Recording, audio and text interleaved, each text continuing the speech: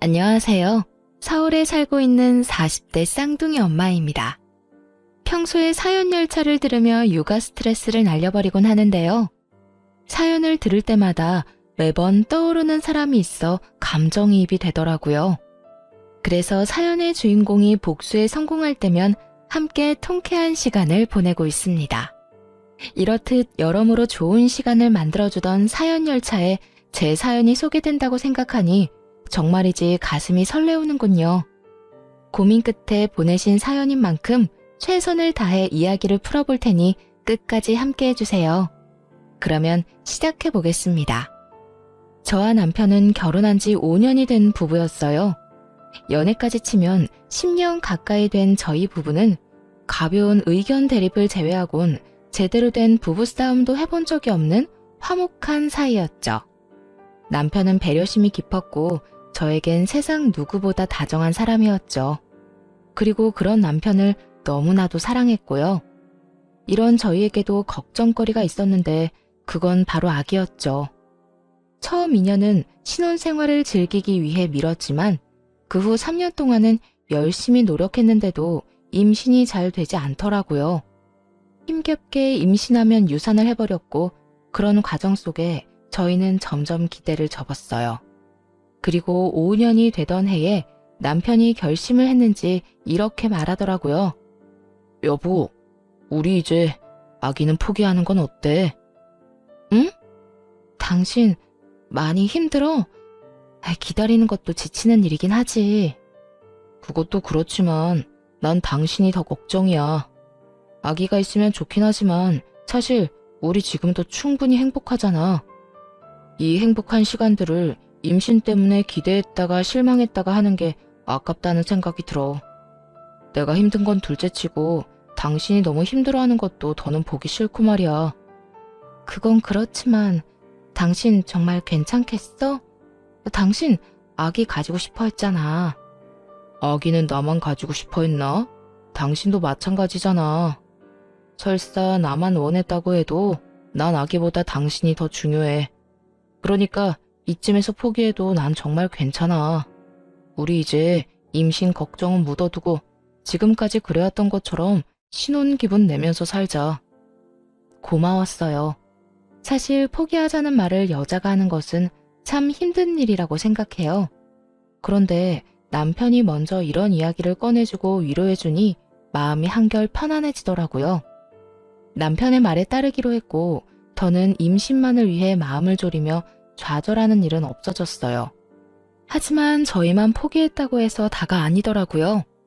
제가 임신을 하지 못한 것에 안달이 난 시모가 있었으니까요. 시모는 저를 잡아먹지 못해 혈안이 된 사람처럼 굴었는데 임신을 하지 못하자 그걸 빌미로 더 신나서는 시집살이를 시키더라고요. 일하는 것에는 신경 쓰지도 않는지 날마다 전화해서 잔소리하는 것은 일상이었고 일주일에 2-3번씩은 시댁으로 불러 온갖 집안일을 시키곤 했어요. 아가, 얼른 와서 이불 빨래 좀 하거라. 이불에서 쉰내가 나는데 내가 허리가 아파서 도저히 할 수가 없구나. 아가, 너 곧 퇴근하지? 퇴근하는 길에 우리 집에 들러서 김치 좀 담가라. 내가 만든 것보다 네가 만든 게 먹고 싶어서 그래. 예, 빨리 와서 청소 좀 해. 집골이 엉망이다. 처음엔 어린 마음에 시모가 무서워서 그 후엔 그래도 시모가 어른이니까 그저 계속해서 참아왔는데 어느 순간부턴 인내심에 한계가 오더라고요. 아가라는 호칭이 예라고 변할 때까지 참은 것이니 참을 만큼 참은 것이기는 했죠. 그리고 머지않아 그 한계선이 무너지는 날이 왔어요. 그날은 퇴근을 하고 집으로 향하던 길이었는데 시모에게서 연락이 오더라고요.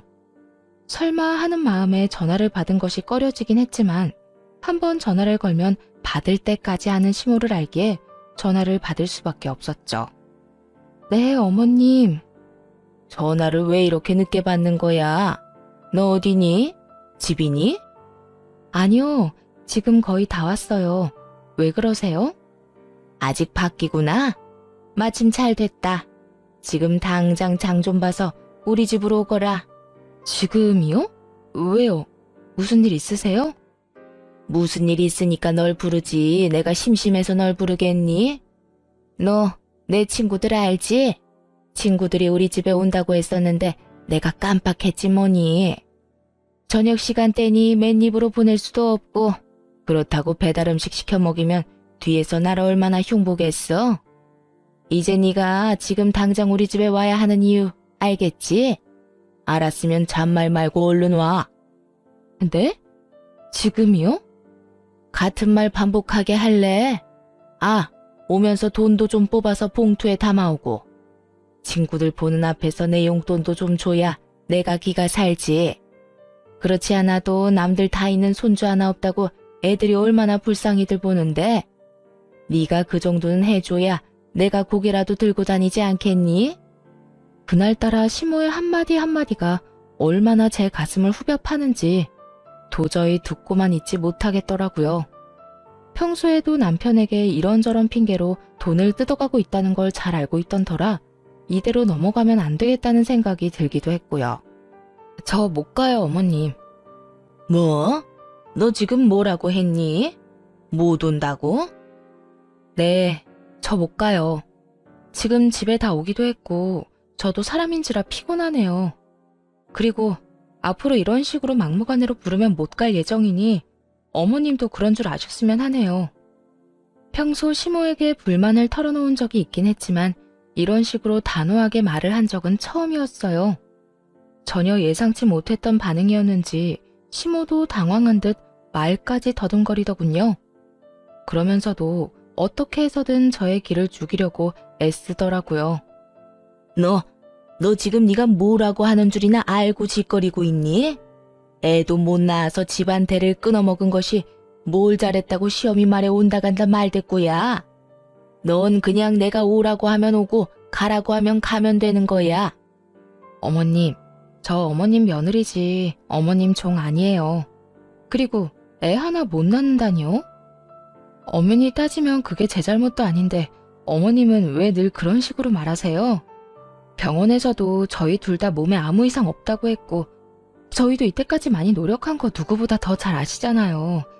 그러니까 다신 그런 식으로 말씀하지도 말고 이런 식으로 저 부르지도 마세요. 그래? 그래서 네가 지금 아니 앞으로도 우리 집엔 안 오겠다 이 말이야? 네, 남편이랑 같이 가서 어머님 뵙는 목적으론 가겠지만 이런 식으로 어머님 댁 집안일이나 손님상 차리려고 가는 일은 없을 거예요. 그래? 그러면 그렇게 해. 대신 사람 불러서 집안일 시킬 테니 그 돈은 네가 주거라. 그걸 왜 제가 드려야 하나요? 그렇잖니. 네가 와서 하면 되는데 하기 싫다고 하니 어쩌겠어. 나는 집안일에 소질이 없고 그렇다고 더러운 곳에서 살 수는 없으니 사람이라도 불러야지. 그런데 나한테 돈이 어디 있니? 이 나이에 내가 돈을 버는 것도 아니고 이 모든 일이 너 때문에 일어난 일이니 그 값은 당연히 네가 치러야 하지 않겠어? 이게 도대체 무슨 말인지 뭐가 당연하다는 것인지 알 수가 없더라고요. 무슨 조선시대도 아니고 이런 사고방식의 시모가 이해가 되지도 않았고요. 아니요, 전혀 당연하지 않아요. 어머님 집안일을 제가 해야 한다는 법도 없고요. 설령 그렇다고 하더라도 그 돈을 제가 줘야 하는 의무도 없어요. 전 그렇게 직접 못하시겠으면 어머님 돈으로 하세요. 어머님 매달 아버님한테 꼬박꼬박 돈 받으시잖아요. 용돈 제외하고도 여러 명목으로 받고 있는 거 다 알고 있거든요. 지금 받아가시는 돈으로도 충분히 차고 넘칠 텐데 굳이 보태고 싶진 않네요.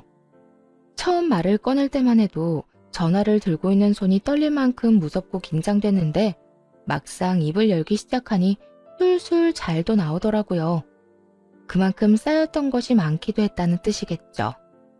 이런 저와는 달리 시모는 자신의 뜻대로 되지 않자 화가 났는지 슬슬 언성을 높이며 막말을 하기 시작하더라고요. 그렇지 않아도 막말을 잘하는 시모인데 화가 나니 욕까지 해대며 고함을 지르더군요. 야, 너 진짜 그딴 식으로 나올 거야? 내가 너 가만둘 줄 알아? 내가 지금 당장 가서 네 머리채라도 잡고 끌고 와야 정신을 차릴래? 좋은 말로 할 때 얼른 와서 네 할 일 해. 마음대로 하세요. 어머님이 뭐라고 하든 그 일은 제 일이 아니니 절대로 못 가요. 야, 야, 야! 시모는 고함을 질러댔지만 그러거나 말거나 할 말을 마쳤으니 전화를 끊어버렸어요. 그 뒤로도 휴대전화가 뜨거워질 정도로 시모에게서 전화가 왔지만 받지 않았고 결국 배터리가 다 되어 꺼지자 이번에는 남편에게로 전화가 오더라고요. 넌 도대체 뭐 하길래 네 마누라가 나한테 그딴 식으로 구는 게야? 무슨 일이길래 다짜고짜 화를 내? 우리 집사람이 왜? 싸웠어? 싸워? 싸우기는 무슨 일방적으로 네 엄마가 당했어. 아니 글쎄 오늘 우리 집에 좀 오라고 했더니 네 마누라가 뭐라고 했는지 아니? 자기는 며느리지 종이 아니라고 하더라. 며느리면 며느리답게 시어미가 부르면 제깍제깍 와서 일도 하는 거지. 그거 보고 종이니 나발이니 말대꾸나 해대고 말이야. 오늘도 그래. 내 친구들 오니 집에 와서 손님상 좀 차리라는 게 그렇게 힘든 부탁이니? 막말로 애를 못 낳으면 다른 거라도 잘해야 하는 게 맞잖아. 남편의 성격을 알기에 굳이 알리지 않았던 것인데 시모 스스로 자신의 무덤을 참 정성스럽게 파고 있더라고요. 남편의 표정은 점점 더 굳어져 갔고 애 이야기에서 더는 참을 수 없는지 화를 내기 시작하더군요. 엄마, 요즘도 집사람한테 그런 말로 구박하고 있었던 거야? 내가 한 번만 더 그런 걸로 집사람 못 살게 굴면 가만 안 있는다고 했지. 그리고 엄마 집 일은 엄마가 좀 해. 그렇지 않아도 회사 일로 힘든 사람을 엄마가 무슨 권리로 오라가라 하면서 부려먹어. 다신 이 사람한테 그런 걸로 연락하지 마. 또 그러잖아. 용돈 끊는 건 물론이고 엄마랑 연도 끊을 테니 그런 줄 알아. 온전히 제 편인 남편의 입에선 결국 용돈 이야기까지 나와버렸고 시모도 더 이야기해봤자 손해뿐이라는 걸 깨달았는지 그제야 꼬리를 내리고 전화를 끊더라고요. 그 후 시모에게서 오는 연락은 뜸해졌고 이제 좀 마음 편히 살겠구나 하는 생각을 하던 어느 날이었어요.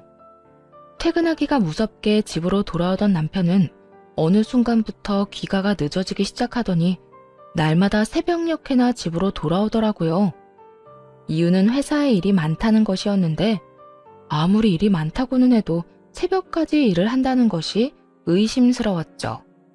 그렇게 제 입장에선 당연하다고 생각되는 의심과 불안이 계속되던 차였는데 시모에게서 늦은 밤 연락이 왔어요. 아들과 연락이 안 된다면서요. 우리 아들 자니? 안 자고 있으면 전화 좀 바꿔다오. 아범 지금 집에 없어요. 요즘 회사 일 바쁘다고 새벽이나 집에 와요. 그래? 요새 계속 늦는다 이 말이지? 왜인지 시모의 목소리는 급격하게 밝아졌고 그 이유는 뒤이어 나온 시모의 말에서 알 수 있었어요. 남자들이 회사 일 핑계대고 하루가 멀다고 늦으면 100이면 100 여자 있는 거 너 모르는 건 아니지? 우리 아들 애도 못 낳는 마누라밖에 모르는 바보인 줄 알았더니 그건 아닌 것 같아서 다행이구나. 여자라니. 어머님, 지금 말 다 하셨어요? 그렇잖아. 너희 결혼한 지 5년이나 됐는데 신혼 때처럼 얼굴만 보고 있어도 마냥 좋은 시절도 아니고 이럴 때라도 있으면 애 보는 맛에라도 집에 들어올 텐데 애도 없으니 바람이 나는 것도 어찌 보면 당연한 거 아니니? 밖에서 낳은 애를 데리고 왔어도 몇은 데리고 왔을 세월이지. 이참에 우리 아들이 밖에서 떡두꺼비 같은 아들이나 하나 나왔으면 좋겠다 나는. 너도 얼마나 좋니? 임신 때문에 스트레스 받을 일 없이 키우기만 하면 되니 말이다. 지 아들이 불륜을 저지르고 있을지도 모른다는 상상에 목소리가 한껏 들떠있는데 화가 나는 건 물론이고 어이가 없더라고요. 어머님, 그걸 지금 말이라고 하세요? 아무리 제가 싫다고 해도 그런 말은 하는 게 아니죠. 어떻게 시어머니가 며느리한테 그런 말을 해요? 그리고 제 남편이자 어머님 아들 그런 짓거리 하고 돌아다닐 사람 아니란 거 모르세요? 다신 그런 말 하지도 마세요. 아범 오면 나중에 연락하라고 할 테니 저한테 전화도 하지 마시고요. 시모와의 전화를 끊어버리고도 도저히 집에 있을 수가 없더라고요.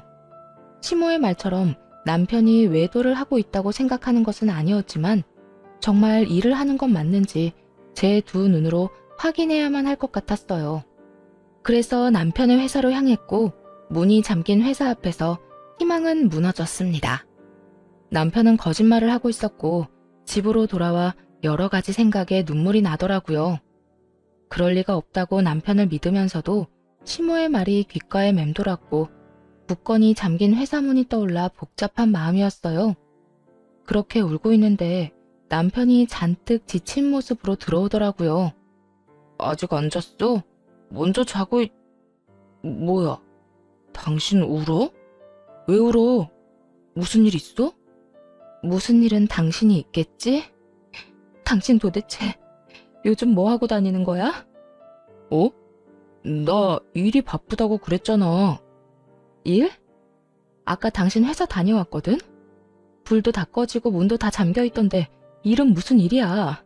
나한테 왜 거짓말하는 건데? 당신 진짜 어머님 말대로 다른 여자라도 생긴 거야? 뭐? 여자? 그래, 여자. 어머님이 그러더라.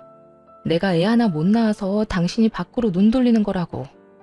정말 당신 다른 여자라도 생긴 거야? 그런 거야? 쉼없이 몰아세우자 남편은 깊은 한숨을 내쉬더라고요. 그 상황이 너무나도 곤란하다는 듯 말이에요. 그런 남편의 반응에 마음의 준비를 하며 대답을 기다렸고 한참을 고민하던 남편의 입에서 나온 말은 전혀 예상치도 못한 내용이었어요. 그게 일은 한 게 맞는데 회사 일이 아니라 술집 아르바이트를 하고 있었어. 아르바이트? 당신이 왜 아르바이트를 해? 혹시 회사 잘렸어? 아니, 나 사실은 요즘 투잡하고 있어.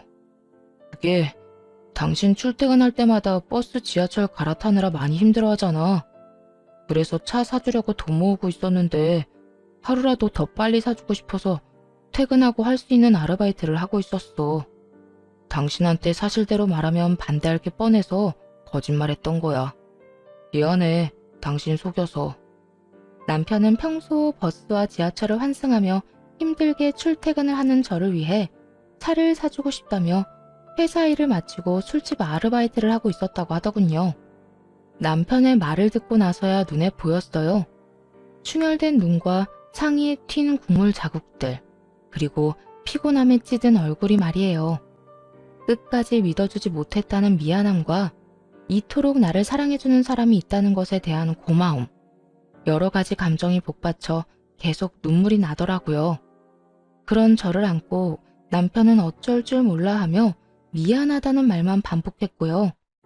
여보, 의심해서 미안해. 당신이 그럴 리가 없다고 생각하면서도 상황이 그러니까 당신이 바람 피우고 있을지도 모른다고 생각했어. 정말 미안해. 아니야. 내가 진작 당신한테 사실대로 말했으면 그런 생각할 일도 없었을 텐데 내가 미안해. 아니야. 내가 미안. 그런데 일은 앞으로 하지 마. 꼴이 이게 뭐야? 회사 일도 충분히 힘들 텐데 퇴근하고 제대로 쉬지도 못해서 엉망이잖아. 나 차 필요 없어. 지금도 전혀 힘들지도 않고 말이야. 그렇지 않아도 생각했던 돈 거의 다 모아서 이번 주까지만 한다고 했어. 꽤 오래 모았거든. 그런데 여보, 아까 그 말은 무슨 말이야? 엄마가 당신한테 했다는 말 말이야. 남편은 그 와중에도 그 말이 마음에 걸렸는지 집요하게 물어오더라고요. 모자지라는 꼴처럼 되자 말하지 말까 하는 고민을 하기도 했지만 혼자 품고 지나가기엔 시모가 선을 넘은 건 확실했기에 모든 걸 말하기로 했어요. 시모와의 전화통화가 녹음된 것까지 들려줬죠. 두 눈을 꾹 감고 녹음 파일을 반복해 듣던 남편은 무언가 결심한 듯 감은 눈을 뜨고는 저를 데리고 시댁으로 향했어요. 새벽 3시가 다 되어가는 시간이었죠. 신부는 자고 있을 것이 뻔했고 남편은 걷잡을 수 없이 화가 많이 난 상태였고요. 무슨 일이 일어날 것이 분명한 상황이라 남편을 말려봤지만 소용없었죠. 결국 그렇게 시댁에 도착했고 당연히 자고 있을 거라 생각했던 시모는 어쩐 일인지 웃으며 저희를 반겨주더라고요. 직접 보고 들으면서도 도저히 믿어지지 않는 말을 하면서요. 왔니? 그렇지 않아도 올 것 같아서 기다리고 있었어. 많이 싸웠니? 그래서 이혼이라도 하겠다는 말 하려고 온 거야? 어머, 혹시 내가 말한 대로 다른 여자가 우리 아들 애라도 가졌다니?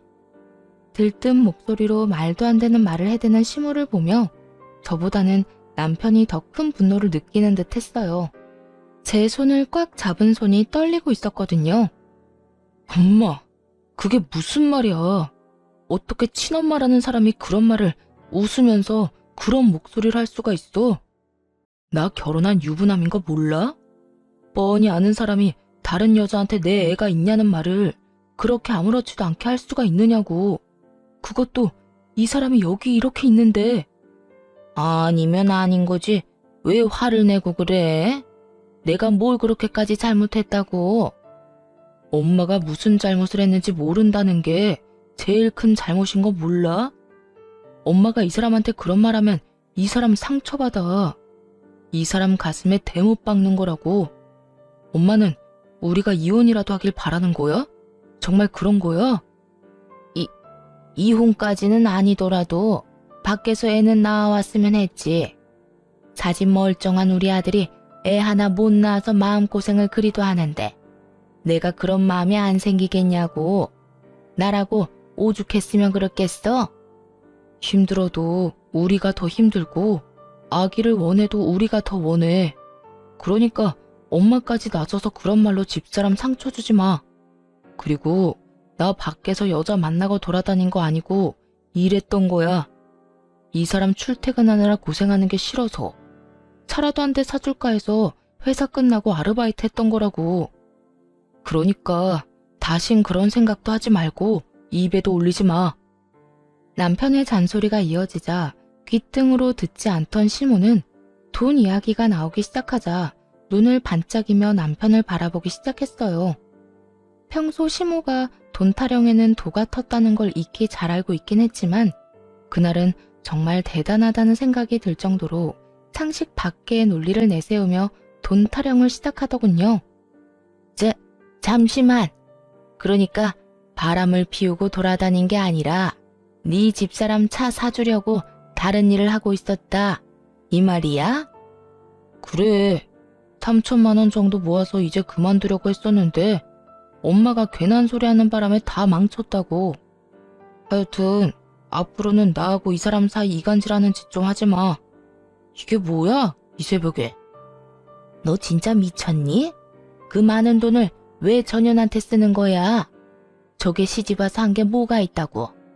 아들, 그 돈 놔줘. 엄마 달라고. 엄마도 돈 필요하단 말이야. 엄마, 진짜 왜 그래? 애 못 낳는 게 이 사람 잘못도 아니고 왜 그런 식으로 말하냐고. 그리고 이 사람 위해서 마련한 돈을 왜 엄마한테 줘? 줘야 할 이유가 없잖아. 이유? 이유야 만들자면 차고도 넘치지. 저 모자란 것이 손주 하나 못 낳아서 그간 내가 마음고생했던 위자료. 그 위자료로 3천만 원 정도 줄 수 있잖아. 아들, 나 네 엄마야 친엄마. 10살 때부터 너 혼자 키우면서 고생이란 고생은 다 했는데 그런 엄마는 안 챙기고 저딴 부족한 년만 챙기는 게 말이 되니? 그러니까 그 3천만 원은 날 줘야 한다고. 손주를 못 안겨줬다는 이유로 위자료를 요구하는 시모 어떻게 생각하시나요? 이 말을 듣는데 머리가 멍해지면서 헛웃음도 나지 않더라고요. 뭐 이런 사람이 다 있나 싶어서요. 남편 역시 입을 벌리고 그저 시모를 바라만 보더군요. 지금 무슨 말을 들은 건가 싶은 표정으로 말이죠. 저희 둘 다 아무 말도 하지 않고 있자 시모는 본인의 말이 통했다고 생각했는지 미소를 머금은 얼굴로 이렇게 말했어요. 왜? 내 말을 들어보니 일리가 있는 것 같아? 아들, 너 그 돈 나 안 주고 네 마누라 주면 후회한다. 말이야 바른 말이라고 쟤랑 너랑 피 한 방울 안 섞인 남남인데 언제 어떻게 이혼할 줄 알고 그런 돈을 주니? 너희 사이에 애라도 있으면 몰라. 애도 없는데. 제가 네 돈만 받아먹고 홀라당 도망가면 어쩌려고. 돈 3천만 원이 뭐라고. 시모는 저를 돈 몇 푼 때문에 가족을 버리고 도망이나 치는 사람으로 만들어버리더군요. 그게 무슨 헛소리냐고 당장이라도 따져 묻고 싶었지만 그러기도 전이었어요. 남편이 앞서서 더 큰 화를 내며 시모를 몰아붙이기 시작했죠. 엄마, 제발 그만 좀 해.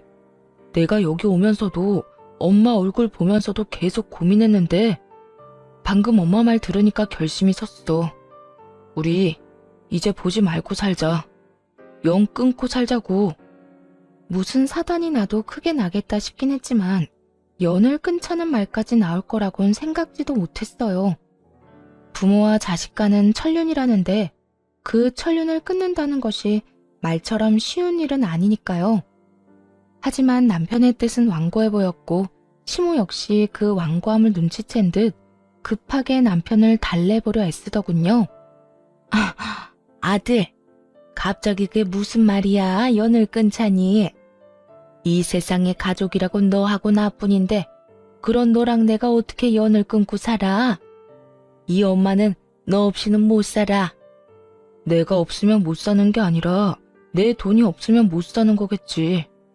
엄마 우리한테 안부차 연락한 적이 있긴 해? 이 사람한테는 집안일 시키려고 연락하고 나한테는 돈 내놓으라고 연락하고 다른 일로 연락한 적 단 한 번도 없잖아. 너는 무슨 말을 그렇게 하니? 내가 언제 그랬다고? 생각 좀 해봐. 내 말이 틀렸어? 그런 사람이 이제 와서 뭐? 나 없이는 못 살아? 거짓말 좀 하지 마. 그리고 나 이제 엄마 말고도 가족 있어. 그러니까 엄마도 이제 나 말고 엄마 가족 만들어서 잘 살아. 난 나하고 내 가족한테 상처만 주는 엄마 없는 사람이라고 생각하고 살 테니까. 그래? 그러면 알겠어. 그까지 다들 없다고 생각하고 살면 그만이야. 이거 왜 이래? 그런데 영 끊을 때 끊더라도 그 3천만 원은 주고 끊어. 내가 너 혼자 키우느라 고생한 게 얼만데 그 정도는 100번, 1000번은 더 줘야 한다 너. 헉소리가 다 날 정도로 황당하더군요.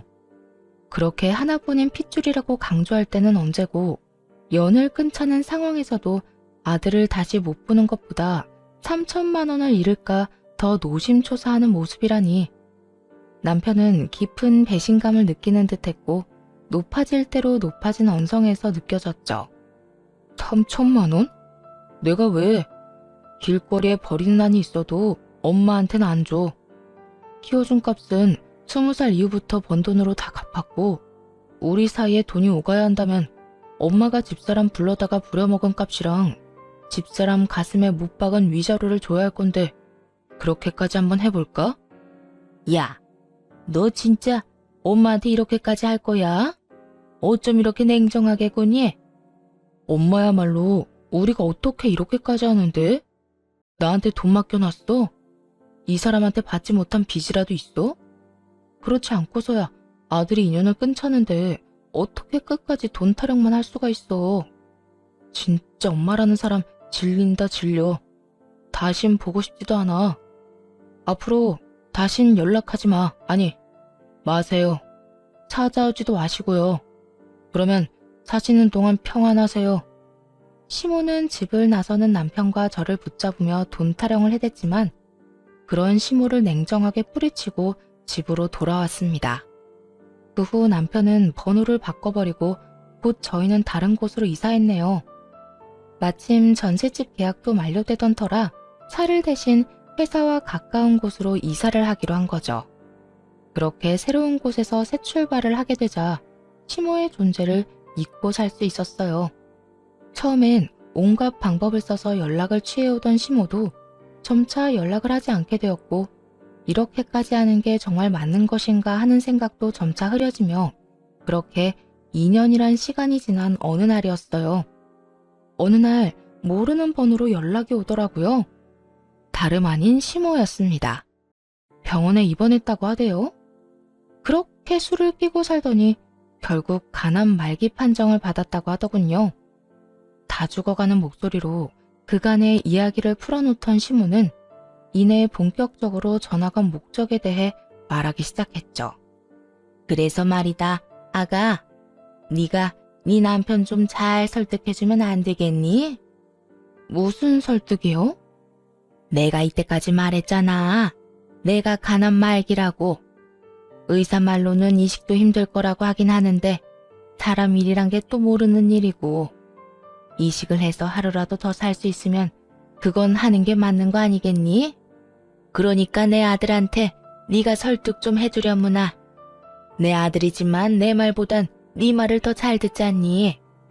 들어보니 이식을 해도 가망이 없다고 하는데 시모는 이식만 한다면 영생을 누릴 것이라고 확신이라도 하듯 남편의 간을 탐내고 있더라고요. 간 이식만 하면 다 해결된다고 하더라도 이식을 권해볼까 말까 하는 마당에 가망도 없는 일에, 그리고 이렇게 된 사이에서 그딴 요구를 하다니 그 뻔뻔함에 기가 막히기도 하고 온몸에 소름이 닿기치더라고요. 어머님, 말이 되는 소리를 좀 하세요. 이식해서 완치된다고 해도 고민 정도는 해볼까 말까인데 의사도 힘들다고 한 마당에 제 남편이 왜 간을 이식해드려야 해요? 네가 뭔데 된다 안 된다를 판단해. 넌 그냥 내 아들한테 내 상태가 어떤지 전하기만 하면 된다. 내 아들은 내 사정 들으면 분명 발벗고 나서줄 테니까. 지독한 년, 네 심보가 이따위니까 애도 없는 거야. 변한 것이 하나 없는 시모는 또 그런 식으로 상처만 주더니 전화를 끊어버렸고 고민에 빠졌죠. 이 상황을 남편에게 알려야 하나 말아야 하냐는 고민이요. 깊게 고민해본 결과 이건 제가 결정 내리고 말고 할 문제가 아니란 생각이 들더라고요. 가망 없는 일이라고는 하더라도 남편이 이식을 시도하고 싶다면 제가 말릴 일은 아니란 생각이 들었으니까요. 그래서 퇴근을 하고 돌아온 남편에게 시모의 이야기를 전했고, 남편은 제 휴대전화에 기록이 남아있던 번호로 시모에게 전화를 걸었죠. 아들, 이야기 들었지? 엄마 많이 아파. 얼른 와서 수술 날짜 좀 잡자, 응? 누구신데 이런 이야기를 하는지는 모르겠지만 저는 엄마가 없는 사람입니다. 그러니까 다시는 이런 연락하지 마세요. 너 정말 이딴 식으로 나올 거니? 다른 것도 아니고 엄마가 아프다는데 그깟 간 좀 떼준다고 네가 죽는 것도 아닌데 이렇게 쪼잔하게 굴 거냐고. 마음대로 생각하시고 다신 이런 용건으로 연락하는 일 없었으면 합니다. 저는 절대로 저의 어떤 것도 내어드릴 생각이 없으니까요. 하나밖에 없는 아들이 날 안 살려주면 누가 날 살려준단 말이야. 그러지 말고 제발 다시 한번 생각해보려무나. 이제 와서 하나밖에 없는 아들 타령을 하시네요. 2년 전 영 끊자고 말씀드렸을 땐 아들은 안중에도 없고 돈만 챙기려 두시더니, 어쨌든 전 그때 그 자리에서 엄마는 없는 사람이라 생각하며 살기로 했습니다. 남편은 전화를 끊어버렸고 시모는 작전을 바꾸어 저를 설득하기 시작했어요. 아무리 생각해도 남편은 가망이 없을 듯하니 저를 어떻게 해서든 구슬려 보기로 마음을 먹은 것이겠죠. 아가, 나 정말 이러다 죽을 수도 있어. 그러니까 우리 아들 말고 너라도 이식 좀 해주면 안 되겠니? 지난 일은 다 흘려보내고 우린 현재를 살아야 하잖니. 그러니 너도 마음 한번 넓게 써보거라. 응? 시모는 저를 설득하려는 그 순간에도 미안했다는 말 한마디 없더라고요. 그저 어떻게 해서든 동정심을 자극해서 목적을 이루고자 하는 욕망만 드러낼 뿐이었죠. 어떻게 해서든 이식이라도 받고 싶은 심정은 잘 알겠는데요. 그렇게 간절하면 적어도 저희한테 사과 한마디라도 해야 하는 거 아니에요? 사과? 내가 뭘 그렇게 잘못했다고? 너나 네 남편이나 이렇게까지 구는지 도무지 난 이해가 되지 않는구나. 아, 그러니까 어머님은 여전히 저희한테 조금의 잘못도 하지 않았다고 생각하는 거네요. 남들 다 가지는 손주 하나 못 안겨준 것도, 다짜고짜 연을 끊자고 한 것도 다 내가 아니라 너랑 네 남편이 저지른 거 아니니? 그런데 왜 내가 너희한테 사과를 해야 하니? 지금도 그래. 부모가 아프면 자식이 되어서 뭐든 해줘야 하는 게 마땅한 거 아니니? 그러니까 더 큰 죄 짓고 후회하지 말고 당장 와서 이식 날짜나 잡아. 이런 생각이 들더라고요. 만약 시모가 저에게 조금만 다정스럽게 대해줬다면, 남편이 돈줄이 아니라 그저 사랑하는 아들로 대해줬다면 망설이지 않고 이식쯤이야 해드렸을 텐데 라고 말이에요. 아니, 이식해달라고 억지를 부리기에 저는 진심인 척이라도 해서 용서를 구하는 연기라도 했더라면 남편과 저는 이식을 권해드려야 하나 심각하게 고민했을 텐데 하는 생각 말이에요. 하지만 이건 저의 바람일 뿐이었죠. 현실은 어린아이처럼 떼쓰는 시모만 있을 뿐이었으니까요. 그래서 좀 더 냉정해지기로 했습니다. 만약 어머님이 지금이라도 사과 한마디만 했다면 고민이라도 해봤을 텐데요. 지금 어머님 하는 행동 보니 안타깝게도 저는 전혀 죄라고 생각하지도 않을 거고 후회할 것 같지도 않네요. 그러니까 더는 쓸데없는 일에 힘쏟지 마시고 다른 방법 찾아보세요. 야, 너 진짜 이딴 식으로 나올 거야? 에휴, 너희가 싫다니까 어쩔 수 없지 뭐. 내가 더는 이식 이야기는 꺼내지 않으마. 그 대신 그때 그 3천만 원 지금이라도 나 다오. 몸이 아프니 돈 나가는 데가 한두 군데가 아니야. 그러니까 그 돈이라도 내놓으려무나. 정말 대단한 사람 아닌가요? 이런 순간에도 돈 타령을 할 수 있는지 정말 탄성마저 나오더라고요. 2년 전에 3천만 원에 아직까지 미련이 있다는 사실도 대단하다 싶었고, 암 진단을 받고 나온 보험금만 해도 꽤 될 텐데 그 돈은 어쩌고 돈 타령인가 싶기도 했어요. 시모가 또다시 막무가내로 우겨대니 제 정신조차 피폐해지기 시작하더라고요. 말이 통하지도 않았고 자기 말만 해대며 언성을 높여대는 시모와 더는 대화하고 싶지도 않았고요. 도돌이표 같은 이 상황, 저만 지긋지긋한가요? 그만 좀 하세요, 제발. 그 돈은 이미 다 쓰고 없고 있다고 해도 어머님께 드리는 일은 없을 거예요. 저희요, 어머님이 돈 내놓으라고 우기면 돈 내놓는 기계 아니라고요. 그러니까 제발 지금처럼 모르는 사람인 양 살아요. 부탁이에요. 그렇게 마지막 통화를 끝냈는데 마냥 후련하지만은 않더라고요. 아무리 믿다고는 해도 몸이 좋지 않다고 하니 신경이 쓰이는 건 어쩔 수 없는 노릇이었어요. 남편 역시 마음이 편치만은 않아 보이더라고요. 늦은 밤 남편은 홀로 거실에 나가 한숨을 쉬기도 했고, 어느 날은 술에 취해 들어와 속내를 내비치기도 했어요. 사실은 나 너무 속상하기도 하고 슬프기도 하다. 당연히 도와주고 싶은 마음이 있기도 한데 마지막까지 돈 타령만 하던 엄마 모습이 뇌리에서 떠나지 않아. 그래서 너무 힘들고 너무 배신감이 들어. 괜찮아. 다 괜찮을 거야. 그러니까 너무 죄책감 가지지 마. 너무 힘들어하지도 말고. 난 당신 이해해. 나 역시 당신 입장이었다면 그랬을 거야. 정말? 그래. 난 당신만 나 이해해주면 괜찮아. 그렇고 말고. 참 많이도 울더라고요. 평생을 돈 타령만 하던 시모도 엄마라고 어린아이처럼 우는 남편을 보는데 저 역시 마음이 좋지 않았어요. 그날 많은 이야기를 나누었던 기억이 아직도 선명하네요. 긴 시간 이야기를 나눈 끝에 내린 결론은 저희의 결정대로 하자였어요. 이식한다고 한들 가망이 없는 상태였고, 강경화 때도 술을 끊지 못해 이 지경까지 온 시모가 이식이 성공해서 몇 달의 시간이라도 번다고 한들 또 술을 먹을 것이 분명했기 때문이었어요. 그렇게 저흰 다시 한번 마음을 다잡았고 일상으로 돌아와 잘 살아보려 애쓰고 있었죠. 그러던 어느 날 시부라는 사람이 찾아왔어요. 모든 걸 포기한 시모가 헤어진 지 오래인 시부에게 자신의 처지를 알리며 도움을 청한 듯 했죠. 잘 지냈니? 네, 잘 지내셨어요?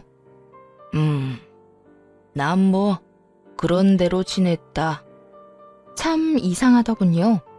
아무리 오래전에 헤어져 어색하다고 한들 저렇게 서로의 눈치를 살필 필요가 있나 하는 생각에서요.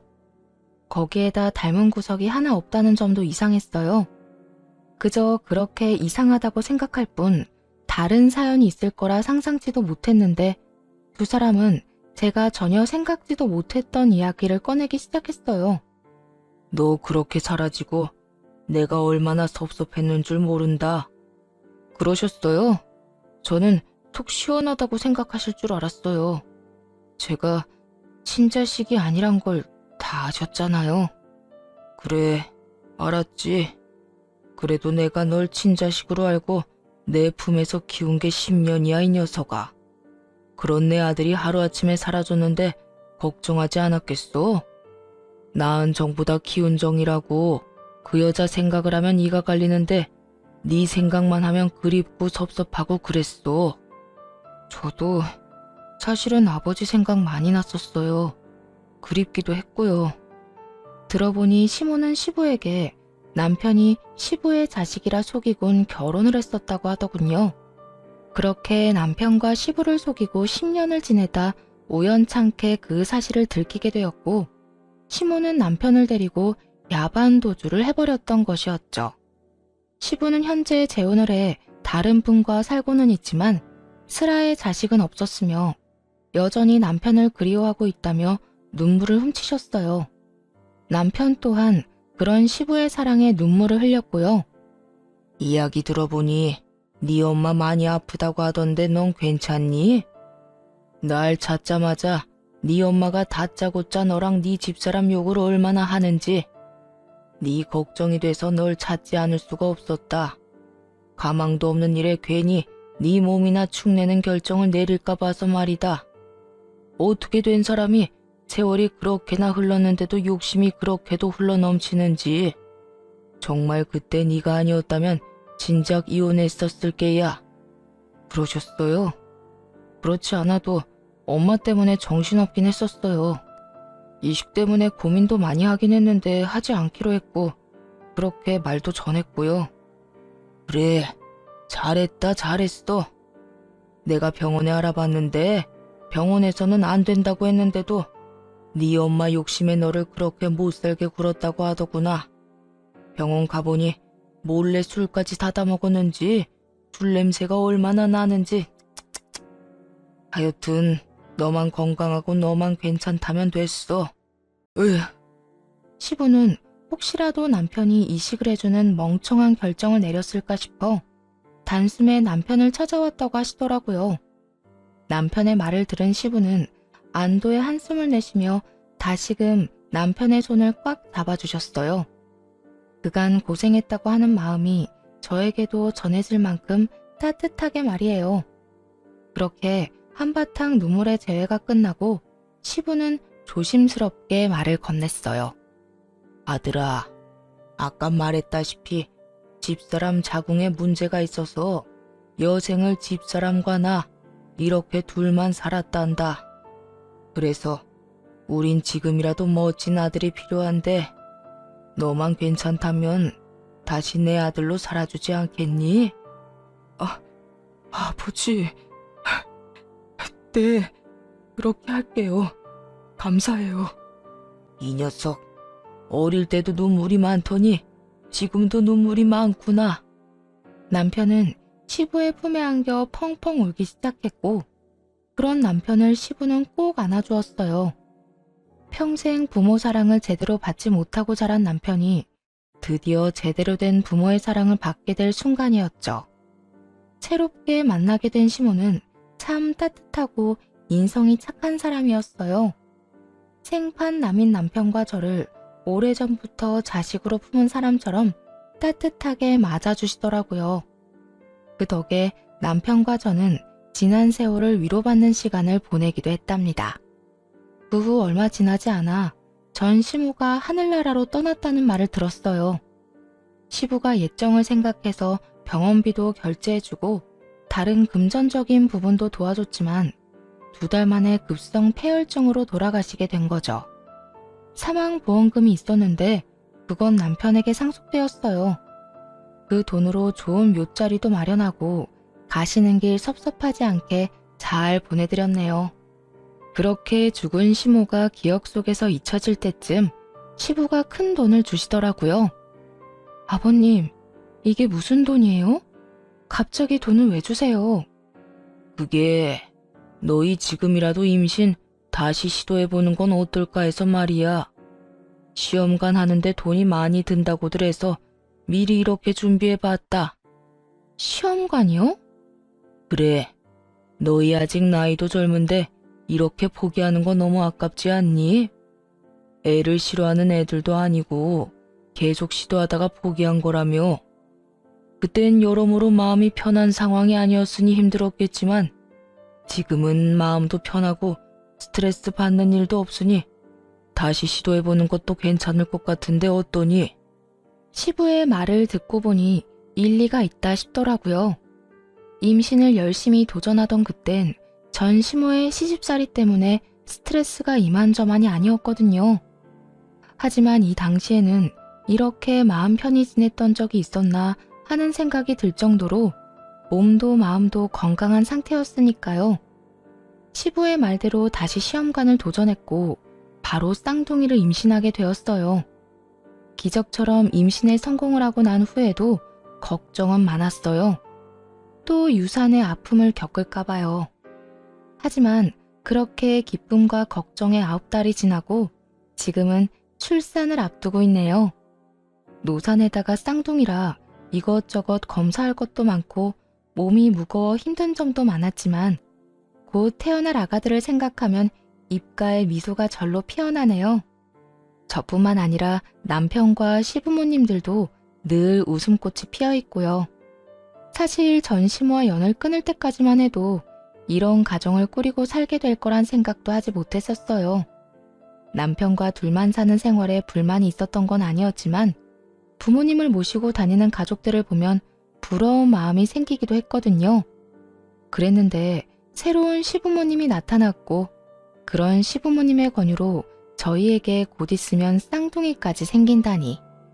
사연을 쓰는 지금 행복함에 벅차 눈물이 나면서도 전 시모의 생각에 씁쓸해지는 건 어쩔 수가 없네요. 어느 날은 남편과 전 시모 이야기를 나눈 적이 있어요.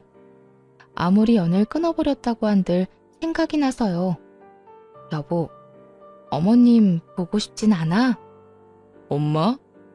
살아계셨다면 아직까지 원망했을 것 같은데 그렇게 가시고 나니까 보고 싶을 때도 있긴 하네. 사실 나도 그렇게나 미웠는데 참 이상해. 그런데 여보, 나 그런 생각 가끔 한다? 그때 내가 아기도 빨리 가지고 출산까지 무사히 했으면 어머님이 날 좀 예뻐해 줬을까? 그랬으면 이날까지 어머님도 함께하지 않았을까 하는 생각. 당신은 그런 생각 안 해? 이 말에 한참을 망설이던 남편은 허공을 응시하며 이렇게 말하더라고요. 나도 그런 생각하기는 해. 그런데 몇 번을 생각해도 우리 엄마는 출산과 상관없이 변함없이 똑같은 모습이었을 거란 결론이 나더라고. 내가 오랜 세월 다 겪어봤잖아.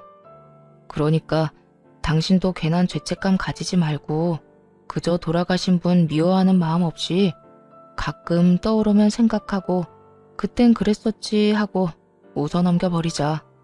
알겠지? 그래, 알겠어. 남편과 저는 마주보며 웃었고 그날 비로소 전 시모를 완전히 용서하고 제대로 보내드렸던 것 같네요. 그 덕인지 요즘엔 전 시모 이야기가 나와도 웃어 넘길 만큼 여유가 생겼고요. 처음 이 사연을 쓸 때까지만 해도 고민이 참 많았는데 말이에요. 다른 사연처럼 이혼 사연이 아닌 절연 사연이라 더욱 고민스러웠던 것 같아요. 그럼에도 사연을 쓰게 된 이유는 저희 가정처럼 상식에서 벗어난 시부모님의 행동 때문에 고통받는 분들이 많더라고요. 여러 사연들을 접하며 제가 겪었던 일들, 그리고 저희가 어떻게 행동했는지가 조금이라도 도움이 될까 싶어 사연을 쓰게 되었어요.